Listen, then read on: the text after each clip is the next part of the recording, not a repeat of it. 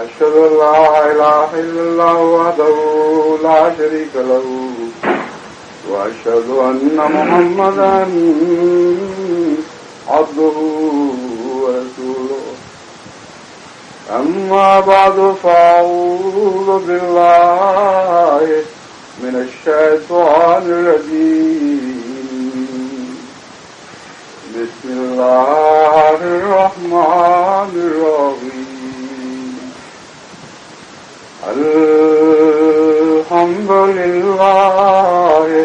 رب العالمين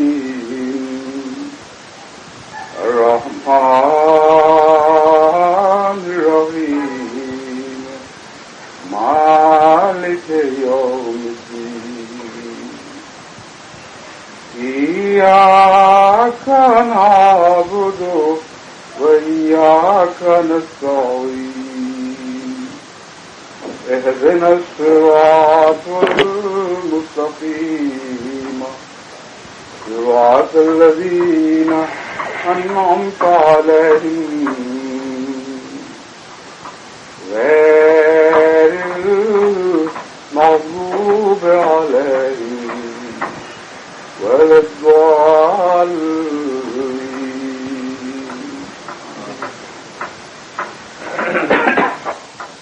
آج ہمیں یہ خطبہ یہ جمعہ اسپین کے ایک چھوٹے سے قصبے خاطبہ میں پڑھنے کی توفیق مل رہی ہے. خاطبہ کا ایک تلفظ شاطبہ بھی ہے اور یہ معین طور پر نہیں کہا جا سکتا کہ کون سا تلفظ درست ہے. یہ قصبہ اگرچہ چھوٹا ہے لیکن تاریخی لحاظ سے ایک غیر معمولی اہمیت کا حامل قصبہ ہے اور یہاں اس کے ماحول میں پہاڑوں کے اوپر آج تک مسلمانوں کی عظمت کے آثار واقعہ ان کی عظیم تاریخ کی اور ان کی یہاں عظیم موجودگی کی گواہی دے رہے ہیں. یہاں اللہ تعالیٰ کے فضل سے ایک احمدی خاندان آباد ہے یعنی ڈاکٹر منصور احمد جن کو خدا تعالیٰ نے ایک اور ماہر لسانیات کے ساتھ مل کر قرآن کریم کے پہلے اسپینش زبان میں ترجمے کی توفیق پائی اور اللہ کے فضل کے ساتھ ان کا یہ ترجمہ بہت ہی مقبولیت اختیار کر گیا. یہاں آنے سے پہلے جب پیدرو بعد میں مجھے چند روز ٹھہرنے کا موقع ملا تو وہاں بعض ایسے اسپینش علم دوستوں سے ملنے کا موقع ملا جنہوں نے قرآن کریم کا گہرا مطالعہ کیا ہے اور دوسرے تراجم کے ساتھ ہمارے ترجمے کا موازنہ بھی کیا ہے. چنانچہ انہوں نے بالاتفاق بڑے زور سے اس بات کی گواہی دی کہ خدا تعالیٰ کے فضل سے جماعت احمدیہ کا ترجمہ ہر دوسرے ترجمے پر نمایاں فوقیت رکھتا ہے. کیا بالحاظ مضمون کی وفاداری کے اور کیا بالحاظ زبان کی سلاست کے. انہوں نے مجھے بتایا کہ قرآن کریم کا وہ ترجمہ جو جماعت احمدیہ نے کیا ہے وہ غیر معمولی طور پر ان سے پڑ گیا ہے. ایک صاحب نے تو یہاں تک بتایا کہ میرے پاس 5 دوسرے سب تراجم ہیں اور میں ایک لمبے عرصے سے ان تراجم کا بڑے غور سے مطالعہ کر رہا ہوں لیکن جب تک احمدی ترجمہ میرے ہاتھ نہیں آیا مجھے حقیقت میں قرآن کریم کے علوم سے تعارف نہیں ہوا. اور اب میرے دل میں قرآنی مضامین کی عظمت بیٹھی ہے کیونکہ بڑی وضاحت کے ساتھ آپ کے علماء نے ہر پہلو سے تمام مشکل مقامات کو روشن کر دیا ہے. بہرحال ان کی یہ خواہش تھی منصور صاحب کی کہ یہ خطبہ یہاں دیا جائے باوجود اس کے کہ جگہ چھوٹی تھی لیکن چونکہ انہوں نے اپنے ساتھ اپنے گھر کے نیچے ایک اور گھر بھی کرائے پر لیا ہے اور وہاں بھی مستورات کا انتظام موجود ہے اس لیے خدا کے فضل سے یہاں ہم پورے آ گئے. یہاں کی جماعت تو جیسا کہ میں نے بیان کیا ہے ایک ہی گھر پر مشتمل ہے لیکن میڈرڈ سے ان کے بھائی اور ان کی والدہ وغیرہ اور بہنیں اور پھر پیدروباد سے ان کے والد اور جماعت کے دیگر مخلصین یہاں جمعہ پڑھنے کی خاطر پہنچ گئے. اس لیے خدا کے فضل سے یہاں کافی رونق ہے. خاطبہ کا شہر مسلمانوں کے آثار باقیہ کی وجہ سے، جیسا کہ میں نے بیان کیا ہے، خاص اہمیت رکھتا ہے، اور یہ سارا علاقہ اسپین میں ایک پہلو سے ممتاز ہے، یعنی قطلانیہ یا اس سے ملتا جلتا کوئی نام ہے، جس میں کئی صوبے شامل ہیں، کہ یہاں مسلمانوں نے ایک آبپاشی کا ایسا عظیم الشان نظام چھوڑا ہے جو تقریباً 1000 برس سے اسی طرح جاری و ساری ہے، اور زمانے کی ترقی کے باوجود آج تک عصر جدید کے انجینئرز اس نظام میں کوئی تبدیلی نہیں کر سکے، بلکہ اس نظام کو اپنے اصل حال پر قائم رکھنا ہی ان کا بڑا کارنامہ ہے۔ یہ آبپاشی کا ایسا نظام ہے جس میں بغیر کسی شور کے، بغیر کسی آواز کے، بلکہ دیکھنے والے کو نمایاں طور پر نظر بھی نہیں آتا کہ پانی کہاں سے آ رہا ہے اور کدھر کو جا رہا ہے، اس سارے وسیع علاقے کی چپے چپے زمین کی آبپاشی کا انتظام موجود ہے، اور پہاڑوں پر سے اس طرح نہریں اور زیر زمین نالیاں کھینچ کر تمام ملک میں پانی پہنچانے کا انتظام کیا گیا ہے کہ بغیر کسی محنت، بغیر کسی کوشش کے ہر زمیندار کو اپنی ضرورت کا پانی مہیا ہو جاتا ہے۔ یہی وجہ ہے کہ یہ علاقہ بہت ہی شاداب ہے، بہت ہی عظیم الشان باغات کا علاقہ ہے، اور ہر قسم کی فصلیں بھی یہاں بہترین ہوتی ہیں۔ اس پہلو سے یہ اسپین کے امیر ترین علاقوں میں شامل ہے۔ جہاں تک ان قلعوں کا تعلق ہے جو اس چھوٹے سے قصبے کے ارد گرد موجود ہیں، ان میں 3 قلعے بہت نمایاں اہمیت رکھتے ہیں، اور پہاڑوں کی چوٹیوں پر وہ آج بھی یوں معلوم ہوتا ہے جیسے سنتری پہرا دے رہے ہوں۔ دور دور تک اس علاقے پر ان چوٹیوں سے نظر پڑتی ہے اور وہ قلعے نمایاں طور پر دکھائی دیتے ہیں۔ ایک قلعہ جس میں آج صبح ہمیں پھر کر مختلف پہلوؤں سے دیکھنے کا موقع ملا، وہ شاطبہ کا قلعہ کہلاتا ہے، اور ان سب قلعوں میں سب سے زیادہ نمایاں ہے۔ اس میں حیرت انگیز صناعی کے کام کیے گئے ہیں۔ پانی کی حفاظت کا ایسا انتظام ہے کہ پہاڑی کھود کر زمین کے نیچے اتنے بڑے بڑے پانی کے ذخائر بنائے گئے ہیں کہ اگر ارد گرد محاصرے کے نتیجے میں سال بھر بھی وہاں کے لوگوں کو معصور رہنا پڑے تو پانی کی کمی محسوس نہ ہو، اور سال بھر سے مراد یہ ہے کہ پھر ہمیشہ کے لیے، کیونکہ ہر سال اتنی بارش اس علاقے میں ہو جاتی ہے کہ قلعے میں اس کا پانی محفوظ کرنے کا انتظام ہو تو پھر کبھی بھی بیرونی ضرورت محسوس نہیں ہو سکتی۔ وہ بہت بڑے بڑے ذخائر ایک عرصے تک یہاں استعمال میں آتے رہے، لیکن اب چونکہ ان کی صفائی کا انتظام موجودہ حالات میں مشکل ہے، اس لیے ان کو بند کر دیا گیا ہے۔ اس کے علاوہ زیر زمین سرنگیں ہیں جو قلعے کے ایک مقام کو دوسرے مقام سے ملاتی ہیں، اور یہی نہیں بلکہ وہاں جو پرانے خاندان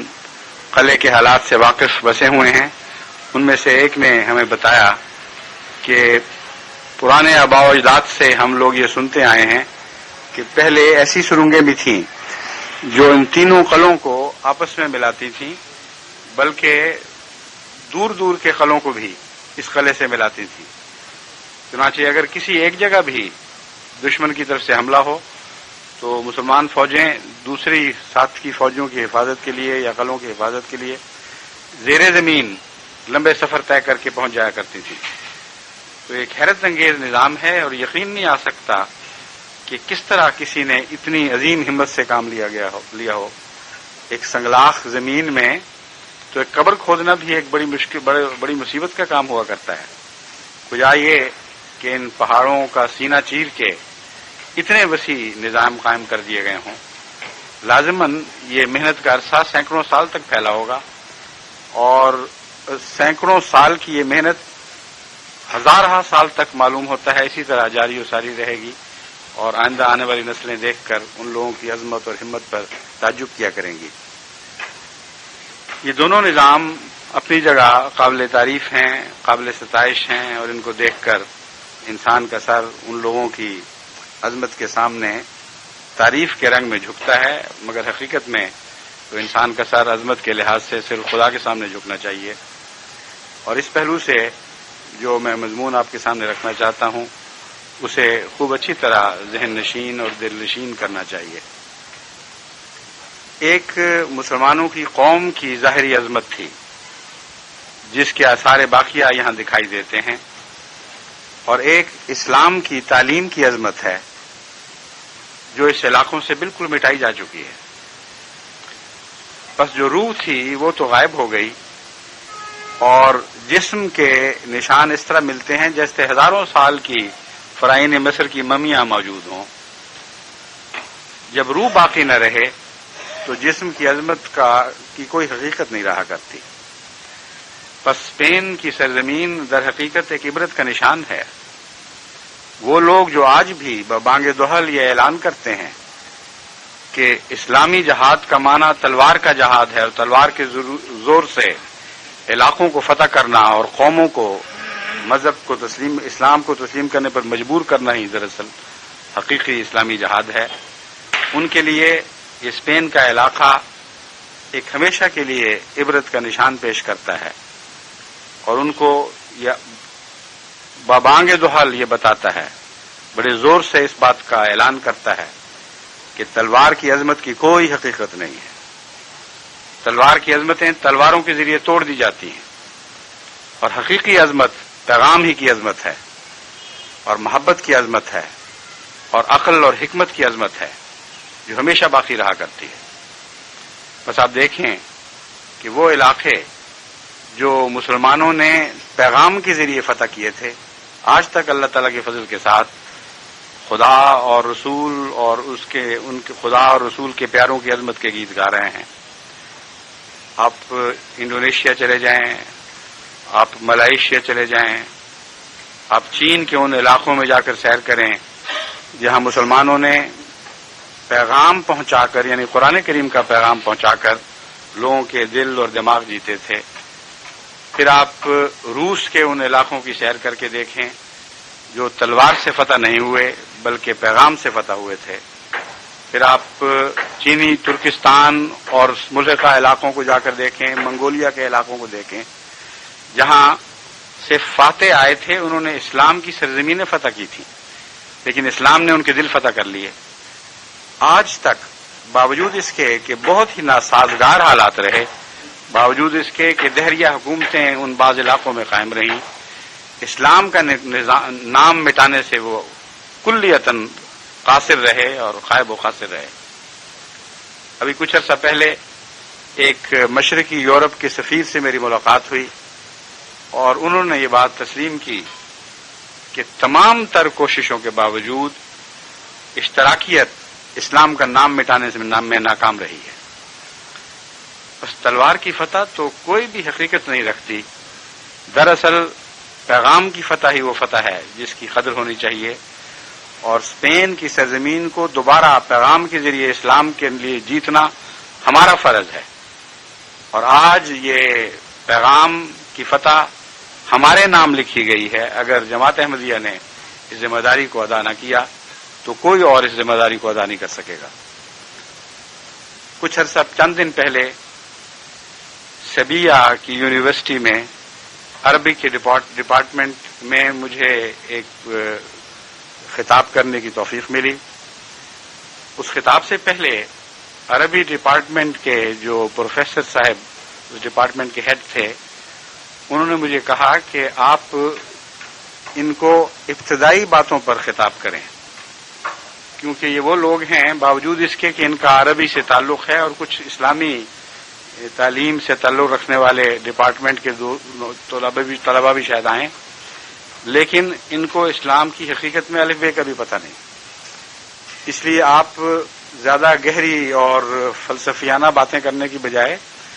سیدھی سادی بنیادی تعلیم پر لیکچر دیں، ان کو یہ بتائیں کہ اسلام کے 5 ارکان کیا ہیں اور ان کے کیا معنی ہیں۔ چنانچہ میں نے ان کے اس مشورے کے مطابق اسی مضمون پر وہاں خطاب کیا، لیکن خطاب کے شروع میں نے ان سے کہا کہ آج کے خطاب میں مجھے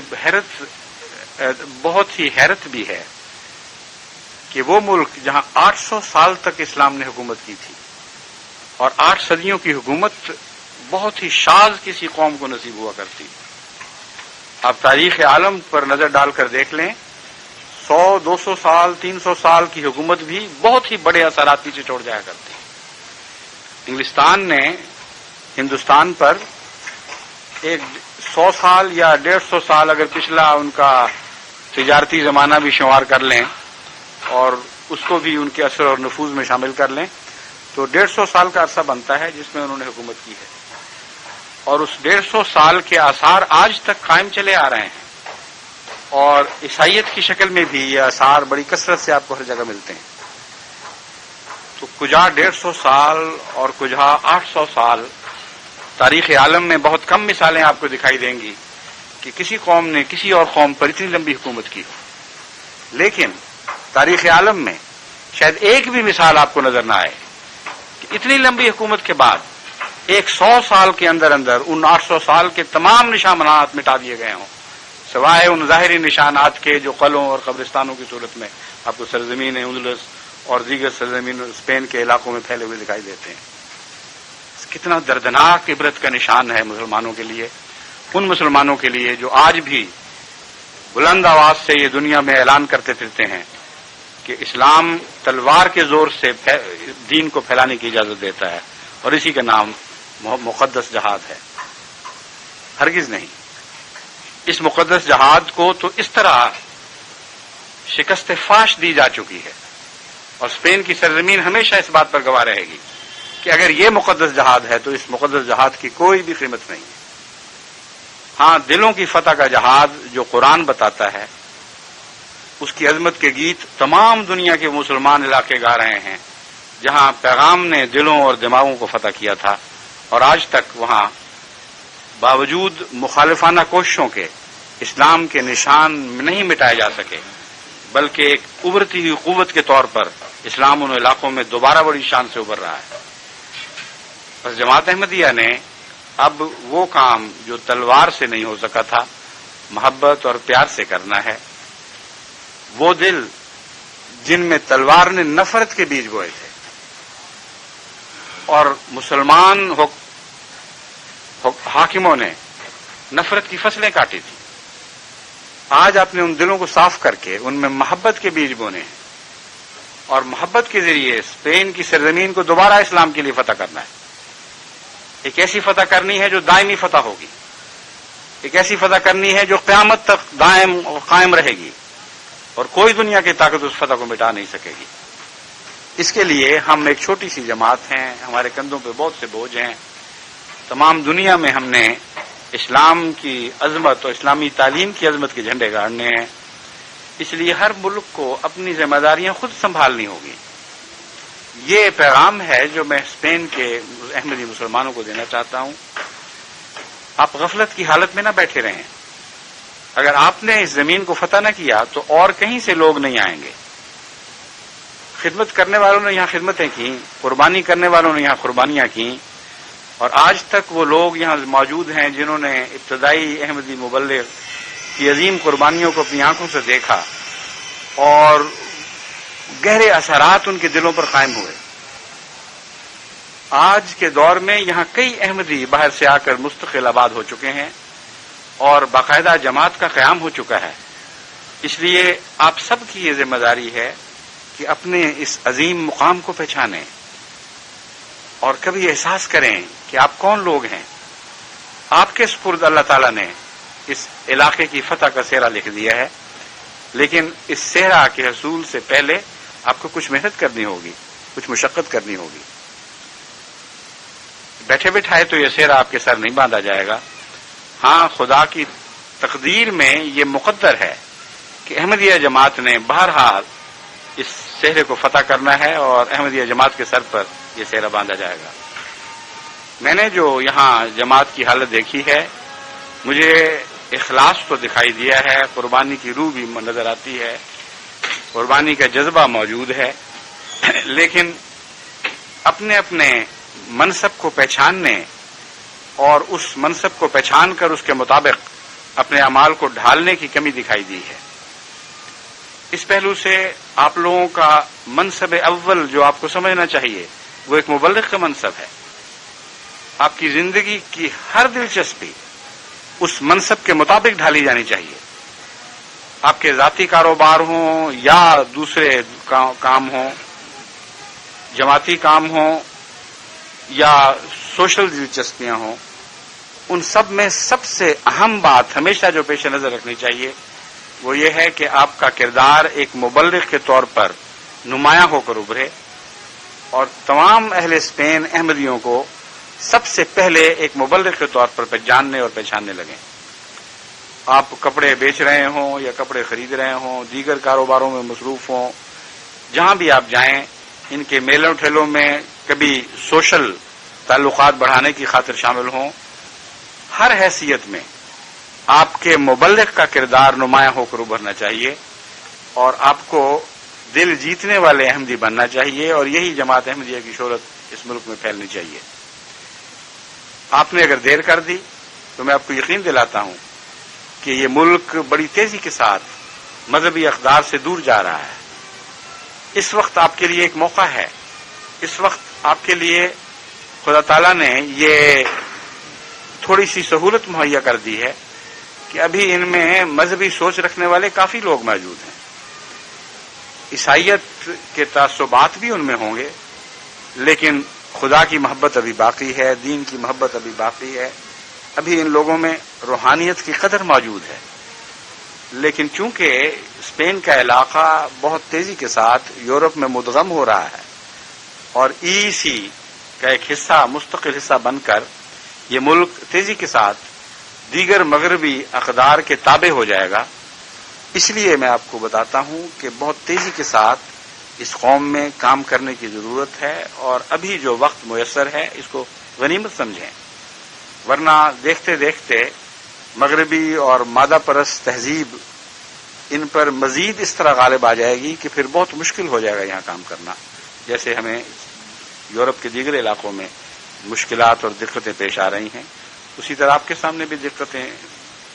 پیش آئیں، آپ کے لیے بھی دقتیں پیش آئیں گی اور کام پہلے سے زیادہ مشکل ہو جائے گا۔ بس اس پہلو سے کچھ نصیحتیں میں نے حیدرآباد کی مسجد میں جماعت کو مخاطب کرتے ہوئے کی تھیں، ان کو ملحوظ رکھیں اور کچھ مزید آپس میں بیٹھ کر مشورے کیا کریں، ایک خاندان کی طرح سر جوڑ کر بیٹھا کریں اور آپس میں ایک دوسرے کے سامنے اپنے مسائل رکھا کریں، ان کے حل تلاش کرنے میں ایک دوسرے سے مدد مانگا کریں، اور جہاں جہاں خدا نے آپ کو کوئی اچھا بصیرت کا نقطہ سمجھایا ہوا ہو وہاں وہ دوسروں کو سمجھایا کریں، اپنے تجارب سے جہاں خود فائدہ اٹھاتے ہیں دوسروں کو بھی فائدہ پہنچائیں، اور اس طرح جماعت مل کر بڑی تیزی کے ساتھ آگے قدم بڑھانا شروع کرے۔ ایک اسپین کے دوست جو مجھے ملنے آئے انہوں نے اس بات خدشے کا اظہار کیا، وہ مسلمان ہو چکے ہیں اور کافی عرصے سے مسلمان ہیں، لیکن ابھی جماعت احمدیہ سے ان کا تعلق نہیں، لیکن جماعت سے گہری محبت رکھتے ہیں اور دن بدن ان کی محبت بڑھ رہی ہے۔ انہوں نے اس خدشے کا اظہار کیا کہ آپ کی جماعت میں نے بہت سی خوبیاں دیکھی ہیں اور میں امید رکھتا ہوں کہ یہ جماعت آئندہ اسلام کے لیے عظیم کردار ادا کرے گی، لیکن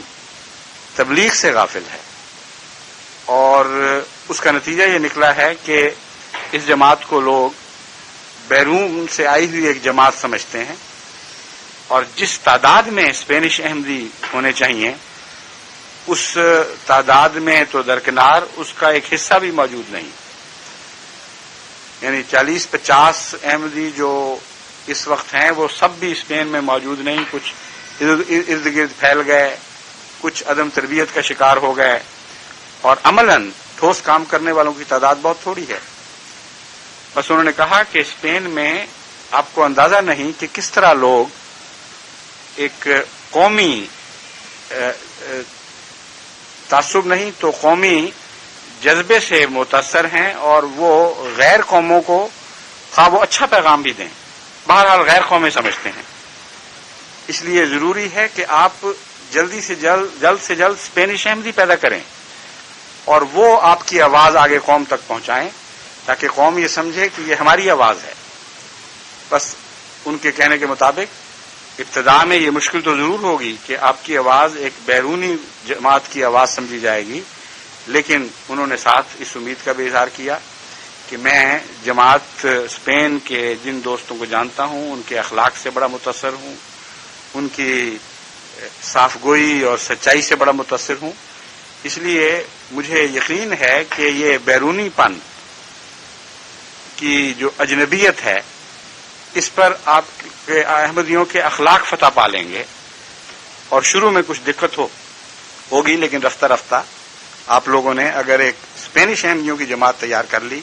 تو پھر آئندہ بڑی تیزی کے ساتھ تبلیغ اسلام کے رستے کھل جائیں گے. اس وقت یعنی اس مجلس کے بعد ایک احمدی دوست نے ان سے یہ کہا کہ آپ بیعت کر کے جائیں، تو میں نے ان کو سمجھایا کہ اس طرح نہیں، یہ خود اپنے مطالعہ کے ذریعے آہستہ آہستہ جماعت کے قریب آ رہے ہیں، ان کو اور موقع دیں. ہمیں تو ایسے احمدی چاہیے جو سرتاپا جماعت کے مضمون کو، جماعت کے عقائد کو، جماعت کے کردار کو سمجھ کر اپنا لیں اور پھر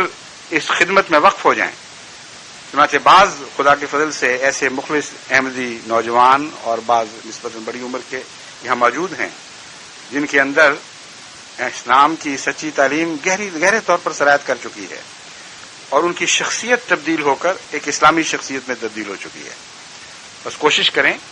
کہ اس قسم کے اسپینش احمدی ہمیں میسر آئیں، خاطبہ میں بھی اور میڈرڈ میں بھی اور حیدرآباد میں بھی اور قرطبہ میں بھی، اور اس کے علاوہ اندلس میں اور جہاں جہاں بھی خصوصیت کے ساتھ اندلس میں نے اس لیے کہا ہے کہ اندلس مسلمانوں کے لیے ایک خاص عظمت اور محبت کا نشان بن چکا ہے، اور اندلس کا نام آتے ہی اسپین کے لوگ بھی لازماً مسلمانوں کو یاد کرنے پر مجبور ہو جاتے ہیں. اس لیے اندلس میں غرناطہ میں ہماری جماعت ہے، صرف غرناطہ میں نہیں ہونی چاہیے، ارد گرد دیہات میں پھیلنے کی ضرورت ہے. بس بہت سے کام ہونے باقی ہیں. مجھے جماعت کے ایک دوست نے کہا کہ آپ 5 سال کے بعد آئے ہیں، جلد جلد آیا کریں. میں نے کہا آپ جلد جلد بڑھیں تاکہ میں جلد جلد آنے پہ مجبور ہو جاؤں. بس میں امید رکھتا ہوں کہ میرے اس پیغام کو آپ اپنے دل میں بٹھائیں گے اور محض دماغ قائل نہیں ہوں گے بلکہ دل قائل ہو جائیں گے. دماغ تو قائل ہو جایا کرتے ہیں لیکن قوت عمل دل کے قائل ہونے سے آیا کرتی ہے. میں نے دیکھا ہے کثرت کے ساتھ یورپ میں جب خطابات کا موقع ملتا ہے یا سوال و جواب کی مجالس میں بیٹھنا پڑتا ہے تو کھلم کھلا دوست اظہار کرتے ہیں کہ ہمارے دماغ آپ کی باتوں کے قائل ہو گئے ہیں، لیکن عمل کی قوت پیدا نہیں ہوتی. عمل کی قوت دل کے قائل ہونے سے یا دل کے گھائل ہونے سے پیدا ہوا کرتی ہے. بس دلوں کو تو دلوں نے گھائل کرنا ہے، دماغوں کو دماغ کی باتیں قائل کریں گی لیکن ان کے باوجود تبدیلیاں پیدا نہیں ہوں گی. آپ کی محبت ہے جو دلوں پر غالب آ سکتی ہے، اور محبت سے بڑھ کر آپ کی دعائیں ہیں جو دلوں کو قائل کر سکتی ہیں. حضرت اقدس محمد مصطفیٰ صلی اللہ علیہ وآلہ وسلم نے جو دل جیتے ان کے متعلق بھی اللہ تعالیٰ نے یہی فرمایا کہ اگر میرا فضل اور میری رحمت شامل حال نہ ہوتے تو یہ دل نہیں جیت سکتا تھا. بس حضرت صلی اللہ علیہ وآلہ وسلم سے بڑھ کر کسی کے ذہن میں کسی کے لیے اخلاق کا دعوے دار ہونے کا کوئی وہم و گمان بھی نہیں آ سکتا. بس اگر خدا آپ کو مخاطب کر کے یہ فرماتا ہے کہ تو اپنے اخلاق حسنہ کے باوجود یہ دل نہیں جیت سکتا تھا، ان کو اکٹھا نہیں کر سکتا تھا جب تک میری رحمت شامل حال نہ ہوتی، تو آپ کیا ہیں اس کے مقابل پر، آپ کی کیا حیثیت ہے. بس اگرچہ دلوں کو جیتنے کے لیے اخلاق حسنہ ضروری ہیں مگر صرف انہی پر انحصار نہیں کرنا، خدا کی رحمت پر انحصار کرنا ہے، اور اس کے لیے آپ کو لازماً دعا گو ہونا پڑے گا. اس کے لیے لازماً خدا سے تعلق باندھنے ہوں گے، اور دنیا کو نظر آئے یا نہ آئے آپ کو معلوم ہونا چاہیے کہ آپ خدا کے بندے بن چکے ہیں، آپ خدا کے نمائندہ بن چکے ہیں. بس یہ وہ آخری میرا پیغام ہے جس کو آپ کو لازماً سمجھنا چاہیے اور اس کی اہمیت کو دل نشین کرنا چاہیے۔ پیغامبر کئی قسم کے ہوا کرتے ہیں، ایک زبان کے ذریعے پیغام کا حق ادا کرنے کی کوشش کرتے رہتے ہیں، اور جہاں تک ان کا بس چلتا ہے منطقی دلائل کے ذریعے اپنے پیغام کی فضیلت کو لوگوں پر ثابت کرتے رہتے ہیں۔ مگر کتنے دل ہیں جو اس سے بدلے جاتے ہیں؟ دلوں کی تبدیلی حقیقت میں اس کے بعد دو مراحل سے تعلق رکھتی ہے، اور یہ بات میں آپ کو اپنے وسیع تجربے کی بنا پر کہہ رہا ہوں۔ دوسرا مرحلہ دلوں کو اخلاق حسنہ سے جیتنے کا مرحلہ ہے، اور اس کے بغیر حقیقت میں پیغام کو قبول کرنے کے لیے کوئی قوم تیار ہو ہی نہیں سکتی۔ پھر بھی جب آپ اس مرحلے پر فتح حاصل کر لیں تو آپ کو کچھ کمی محسوس ہوگی۔ آخری فیصلہ کرنے کے لیے لوگ ڈرتے ہوئے دکھائی دیں گے۔ کئی دفعہ اتنے قریب آ جاتے ہیں اور اتنے قریب رہتے ہیں کہ آدمی حیران ہوتا ہے اس کے باوجود آخری قدم کیوں نہیں اٹھا رہا ہے۔ اس صورت میں آپ کو یقین دلاتا ہوں کہ دعائیں ہیں جو کام کرتی ہیں، اور دعاؤں کے ذریعے حیرت انگیز تبدیلیاں ہوتی ہیں۔ ایسے ایسے عظیم نشان ظاہر ہوتے ہیں کہ انسان کی عقلیں دنگ رہ جاتی ہیں کہ کیسے یہ واقعہ ہوئے۔ بس اس کے لیے باخدا بننا ضروری ہے۔ خشک منہ کی دعائیں کبھی قبول نہیں ہو سکتی جبکہ دل کی سوزش کے ساتھ ان کا تعلق نہ ہو۔ اس لیے دعاؤں میں سوز پیدا کریں، اپنے دل میں وہ گرمی پیدا کریں جو خدا کی محبت کے نتیجے میں پیدا ہوتی ہے، اور پھر یہ محسوس کیا کریں کہ آپ خدا کے نمائندہ ہیں۔ خدا کے نمائندے اب ہونے کا احساس ایک بہت بڑا عظیم احساس ہے۔ اس احساس کے نتیجے میں تکبر نہیں بلکہ انکسار پیدا ہوتا ہے، اور یہی اس احساس کی پہچان ہے۔ وہ علماء جو خدا کا نمائندہ بنتے ہیں اور خدا کی مخلوق سے تکبر سے پیش آتے ہیں وہ جھوٹے ہیں، کیونکہ خدا کا نمائندہ کبھی بھی خدا کی مخلوق سے تکبر سے کام نہیں لیتا، خدا کی مخلوق اس کی اپنی بن جاتی ہے۔ تبھی قرآن کریم نے حضرت صلی اللہ علیہ وآلہ وسلم کو مخاطب کرتے ہوئے موقع پر فرمایا کہ قل یا عبادی، اے محمد تو یہ اعلان کر کے اے میرے بندو۔ بہت سے علماء کے لیے اس آیت کو سمجھنے میں الجھن پیش آئی، وہ حیران رہ گئے کہ قرآن تو اتنی عظیم الشان توحید کی تعلیم دیتا ہے، پھر محمد مصطفیٰ کو مخاطب کر کے خدا نے یہ کیوں کہا کہ یہ اعلان کر دیا ہے میرے بندو؟ وہ تو خدا کے بندے ہیں۔ وہ اس بات کو نہیں سمجھ سکے کہ یہ تکبر کی انتہا نہیں بلکہ انکسار کی انتہا ہے۔ حضرت صلی اللہ علیہ وآلہ وسلم خدا کی محبت میں ایسا بڑھے کہ خدا کے بندے ان کو اپنے بندے لگنے لگے، اور جن بندوں سے خدا کو پیار تھا ان بندوں سے محمد مصطفیٰ صلی اللہ علیہ وسلم کو بھی پیار ہو گیا، اور اس طرح دوئی مٹ گئی۔ بس حقیقت میں عرفان کے نتیجے میں تکبر نہیں بلکہ انکسار نصیب ہوا کرتا ہے۔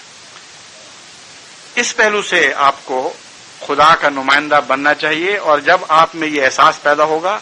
تو لازماً نہایت تیزی کے ساتھ پاک تبدیلیاں پیدا ہوں گی، اور آپ کو اپنے وجود کے اندر سے ایک نیا وجود نکلتا ہوا دکھائی دے گا۔ آپ محسوس کریں گے کہ آپ کے اندر ایک انقلاب آ چکا ہے، اور اس تبدیل شدہ شخصیت میں ایک مقناطیسی طاقت پیدا ہو جائے گی۔ یہ وہ طاقت ہے جو دلوں کو فتح کیا کرتی ہے، اور دراصل یہ خدا کی طاقت ہے جو دلوں پر غالب آیا کرتی ہے۔ حضرت صلی اللہ علیہ وآلہ وسلم کی ذات میں وہ خدائی طاقت پیدا ہو چکی تھی۔ بس جب خدا نے یہ کہا کہ خدا یہ تبدیلی کرتا ہے تو یہ مراد نہیں تھی کہ محمد رسول اللہ علیہ وسلم کا ذریعہ ایک الگ کام کر رہا تھا اور خدا کے ذرائع الگ کام کر رہے تھے، بلکہ حضرت صلی اللہ علیہ وآلہ وسلم کی ذات میں وہ ذریعے ظاہر ہوئے، آپ کی ذات میں خدا کی طاقتیں ظاہر ہوئیں، اور ان کے ذریعے وہ عظیم الشان تبدیلیاں پیدا ہوئیں جو لاکھوں دلوں کو خدا تعالیٰ نے ایک آنن فانن تبدیل کر کے دکھا دیا۔ بس یہ اسپین کی سرزمین کتنی بھاری اور سنگلاخ زمین کیوں نہ نظر آئے، میں آپ کو یقین دلاتا ہوں کہ جو نسخے پہلے کارآمد ثابت ہوئے ہیں آج بھی لازماً کارآمد ثابت ہوں گے۔ یہ وہ نسخے نہیں جو اپنے اثر کو چھوڑ دیا کرتے ہیں،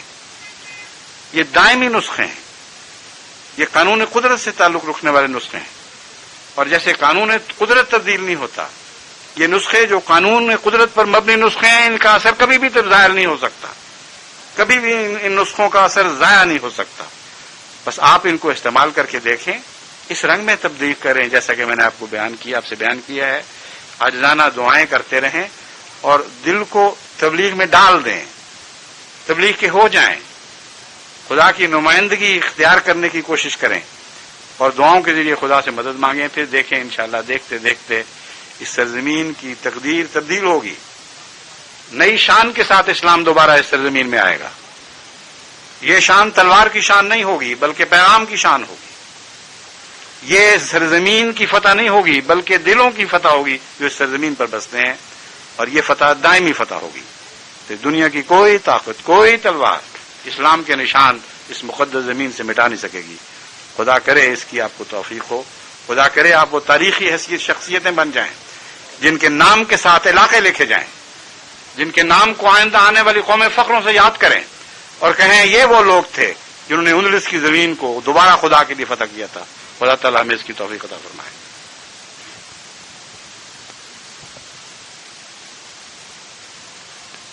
الحمد لله نحمده ونستعينه ونستغفره ونؤمن به ونتوكل عليه ونعوذ بالله من شرور أنفسنا